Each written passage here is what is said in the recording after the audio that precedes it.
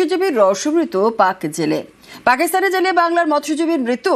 কাঁথির বাবনিয়ার বাসিন্দা ছিলেন স্বপন রানা। 2 বছরেরও বেশি সময় পাকিস্তানের জেলে বন্দী। শুক্রবার পাকিস্তানের জেলে মৃত্যু হয় স্বপন রানার। গুজরাটে থাকেন কাঁথির মৎস্যজীবী স্বপন রানা। মাছ ধরতে গিয়েই পাক জল সীমান্তে ঢুকে গ্রেফতার হয়। দেহ ফেরাতে স্বরাষ্ট্র মন্ত্রককে সাহায্যের আর্জি তার পরিবারের। আগামী 4 ডিসেম্বর দেহ ফেরানো হবে মৎস্যজীবীর।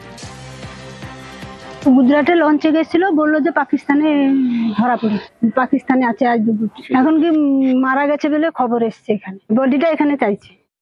একজন মৎস্যজীবী যেহেতু রাতের মধ্যেই আমরা খোঁজখবর নিয়েছি। 2 বছরের কাছাকাছি গুজরাটের একটা ট্রলারে মৎস্যজীবী হিসেবে কাজ করতেন। গত 1.5 বছরের বেশি পাকিস্তানের বর্ডারে গিয়ে ধরা পড়ে।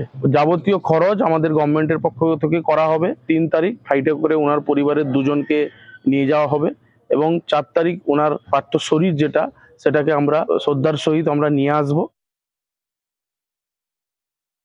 মৃতদেহ আনার সমস্ত রকম ব্যবস্থা সরকার ও প্রশাসন করছে।